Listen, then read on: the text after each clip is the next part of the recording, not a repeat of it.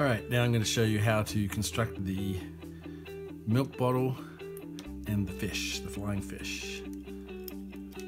Alright, so milk bottle is pretty straightforward. Stack up the shiny or the clear pieces. You can put them in whatever order you like. Then slide the axle in from above. Slide a couple of the half ferrules on there. And then push it down as far as it'll go to basically make a milk bottle. Pretty straightforward.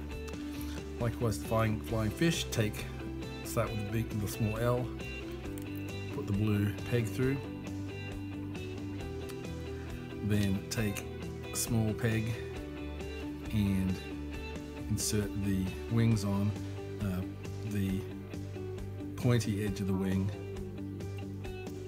This edge here makes the V go to the front, so get both of them on the same so they're together.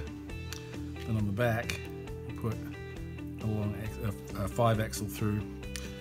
Notice that these two pieces are not just a 2 beam, they actually have a hole on one side and a plus on the other.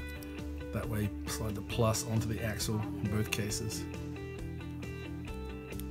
Locks in place, then put the ferrules on the end, and there's your flying fish.